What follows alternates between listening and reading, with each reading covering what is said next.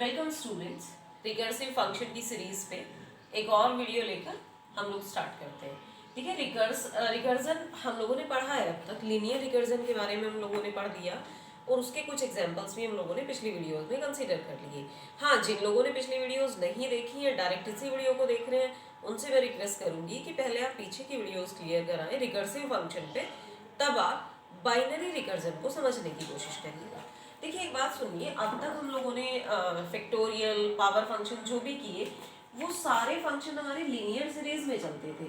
That is एक ही side में evaluate होते थे, एक ही बार फंक्शन कॉल होता था। लेकिन अब मैं एग्जांपल आप लोगों के सामने डिस्कस करने वाली हूँ बाइनरी रिकर्जन का। बाइनरी रिकर्जन के लिए आई थिंक फिबोनाची से बेस्ट एग्जांपल नहीं हो सकता। फिबोनाची सीरीज क्या होती है? 0 1 हमेशा दो प्रीवियस टर्म का सम होती है।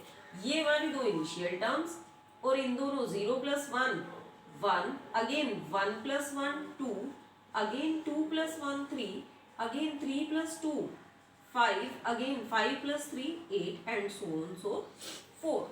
तो अब आप समझिएगा कि यहाँ पर हमेशा प्रीवियस टू टर्म का सम हो रहा है। अगर मैथमेटिक्स के अकॉर्डिंग बात करें तो रिकर्जन की बहुत ही फेमस इक्वेशन है fn = fn-1 + fn-2। That is, अगर मुझे nth टर्म कैलकुलेट करनी है तो मुझे दो प्रीवियस टर्म का सम करना पड़ेगा। और अब मैं मान लेती हूँ कि लेट अस से कि मुझे f5 कैलकुलेट करना है। तो f5 कैलकुलेट करने के लिए मेरे को क्या करना पड़ेगा? n-1 that is f4 plus n-2 that is f3। समझते हैं इसी बात को? चलिए, मुझे f5 कैलकुलेट करना है। f5 कैलकुलेट करने के लिए मुझे क्या करना पड़ेगा? f4 plus f3। अब ये आप समझना, दो अलग अलग रिकर्सिव अप्रोच हो गए। f4 को कैलकुलेट करने के लिए मुझे अलग प्रोसेस फॉलो करना पड़ेगा, f3 के लिए अलग प्रोसेस फॉलो करना पड़ेगा। f4 की बात करते हैं। f4 की बात अगर मैं इसी इक्वेशन के अकॉर्डिंग करूँ तो ये क्या होगा? Yes, f3 plus f2। यही इस f3 की बात अगर मैं करूं तो ये क्या होगा according to this equation? f2 plus f1। और इसकी अगर बात करें तो f1 plus f0। Yes, same process हम यहाँ अप्लाई, यहाँ f2 क्या जाएगा? f1 plus f0। यहाँ अगर मैं बात करूं तो भैया ये कैसे कैलकुलेट होने वाला है? f2 plus f1। और इस f2 की कैलकुलेशन की अगर मैं बात करूं तो f1 प्लस f0। अब आप समझिएगा कि ये दोनों मेरे लिए इनिशियल वेरिएबल है, दैट इज f0 और f1। ये मैं कहीं ना कहीं रिटर्न स्टेटमेंट तो यूज करने ही वाली हूँ। तो जहां f0 और f1 की वैल्यू मिल गई वहीं मेरा ट्री स्टॉप करेगा। अब आप यहाँ समझिएगा, f1 की वैल्यू 1 प्लस इसकी वैल्यू कितनी? 0। 1 प्लस 0, यहाँ से कितना रिटर्न हुआ इसको? 1। अगेन यहाँ पर कितना है? 1। 1 प्लस 1, दोनों मिला करके यहाँ कितना रिटर्न हुआ? 2। यहाँ चलते हैं, कितना? 1 प्लस 0, यहाँ कितना रिटर्न हुआ आपको? 1। 1 प्लस 2, कितना रिटर्न हुआ यहाँ पर आपको? 3 रिटर्न हुआ। ऐसे यहाँ समझिएगा, 1 प्लस 0, कितना रिटर्न हुआ ऊपर? 1। अगेन यहाँ से 1। 1 प्लस 1, यहाँ से कितना रिटर्न हुआ आपको? 2। 3 प्लस 2, कितना रिटर्न हुआ? 5। यस, अगर मेरे को f5 की वैल्यू कैलकुलेट करनी है तो इट विल बी कितनी होगी? 5। अब प्रोसेस आपको शायद समझ में आई होगी कि हम लोगों ने क्या किया है। हम लोगों ने दो पार्ट में जाकर के सेम फंक्शन को, सेम प्रोसेस को रिपीट किया। This is binary recursion. मैंने ट्री फॉर्मेट में एक f4 की वैल्यू कैलकुलेट की, उधर f3 की वैल्यू कैलकुलेट करी। अब f4 की वैल्यू कैलकुलेट करने में f3 और f2 की जरूरत पड़ी, फिर से बाइनरी रिकर्जन को फॉलो किया। इधर डायरेक्शन में f3 को कैलकुलेट किया, इस डायरेक्शन में f2 को कैलकुलेट किया। तो ये आपको थोड़ी सी बात समझ में आई होगी। चलिए इसी का प्रोग्रामिंग एग्जांपल हम लोग डिस्कस करते हैं। ओके,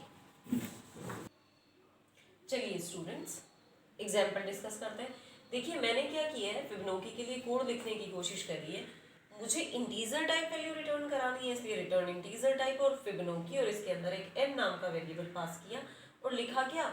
इनिशियल वैल्यू के लिए मैंने दो लाइन लिखी है कि अगर n की वैल्यू 0 है तो 0 रिटर्न करे, एल्स इफ अगर n की वैल्यू 1 है तो मुझे 1 रिटर्न करे, एल्स अगर दोनों ही केसेस नहीं है तो मुझे क्या करे? कॉल करे, फिबोनाची फंक्शन को कॉल किया n-1 पे, देखो यहाँ ध्यान देना मैंने सेमीकोलन लगाया है, इसका मतलब फिबोनाची को कॉल किया n-1 पे, प्लस फिबोनाची को कॉल किया मैंने n-2 पे, और जब यहाँ और यहाँ दोनों जगह मुझे वैल्यू रिटर्न हो जाए, रिटर्न स्टेटमेंट से मैं मेन की वैल्यू रिटर्न कर दूँ। अब एग्जीक्यूशन समझते हैं। लेट अस से कि n इक्वल टू मैंने 4 माना है, ठीक है स्टूडेंट्स। अब आप समझिए कि n 0 है, जी नहीं बिल्कुल, n 1 है, जी नहीं, तो कहाँ जाएगा, एल्स पार्ट पे, और एल्स पार्ट पे जाने के बाद फिबोनाची n-1 पे कॉल हुआ, that is Fibonacci of 3 call हुआ, this is n-2, that is Fibonacci of 2 call हुआ। अगली बार फिर से यहाँ n की वैल्यू कितने के साथ, हमारा 2 बार फंक्शन कॉल हुआ है, यहाँ अलग समझिएगा। मैं 3 के लिए बात करूंगी अब, खाली 3 के लिए कॉल हुआ, फिर से ये दोनों स्टेटमेंट से होता हुआ एल्स पार्ट में गया, और सिर्फ इतने में ही हमें क्या मिला कि भैया फिबोनाची n-1 दैट इज कितने का, फिबोनाची ऑफ 2, प्लस में तो जाएगी ही बात, प्लस फिबोनाची ऑफ किसका, 1 का।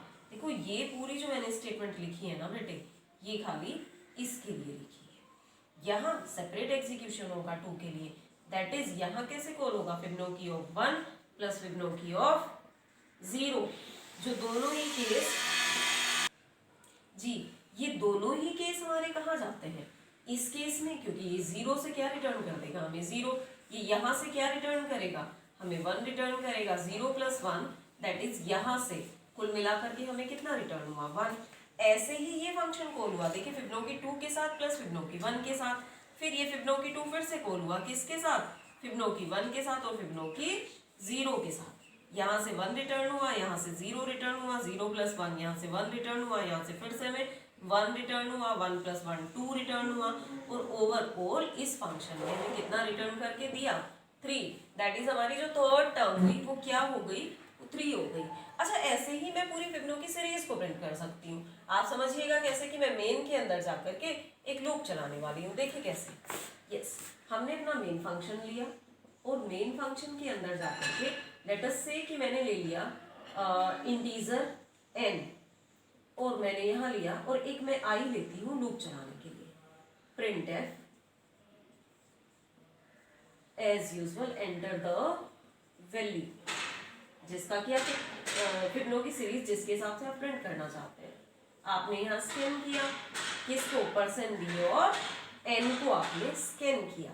अब आप समझिएगा कि मैं यहाँ लूप चला देती हूँ, 4 i = 1 से चलना शुरू करे, i लेस देन, मान लीजिए कि मुझे 5 टर्म चाहिए तो 5 तक चले, और साथ ही साथ क्या करे, i प्लस करे, या अगर मैं चाहूँ ना तो n को n तक चला सकती हूँ, nth टर्म तक, और साथ ही साथ क्या करूँ, यहाँ लूप के अंदर आती हूँ और अपने इस फिबोनाची फंक्शन को, लेट अस से मैंने यहाँ एक और इंटीजर डिफाइन कर लिया है x, और इस x के अंदर मैं यहाँ पर कॉल कर देती हूँ किसको, अपने फिबोनाची फंक्शन को, और किसके साथ, n के साथ। देखिए लूप में कॉल हुआ है, हर बार हमें क्या, x की वैल्यू मिलती जाएगी, हर बार हमें न्यू वैल्यू मिलती जाएगी, तो हम लोग क्या करेंगे, printf नहीं, हम लोग करेंगे %d/n, और किसको प्रिंट करा देंगे, x को प्रिंट करा देंगे। हाँ, इनिशियल वैल्यूज आप चाहें तो a और b की स्टार्टिंग से भी प्रिंट करा सकते हैं, वो बड़ा इश्यू नहीं है, मैंने नॉर्मल फिबोनाची सीरीज में भी आपको सिखाई है ये बात। तो इस तरीके से आप रिकर्सिव अप्रोच से फिबोनाची सीरीज को कैलकुलेट कर सकते हैं। ये स्टूडेंट्स, अगर आपको थोड़ी सी भी प्रॉब्लम लगती है तो पैनिक नहीं होना है, आप मुझे प्लीज़ कमेंट बॉक्स में कमेंट कीजिएगा, उसके बाद मैं इसके ऊपर एक दो सॉल्यूशंस और डेवलप कर दूँगी। चलिए, थैंक यू, गुड लक।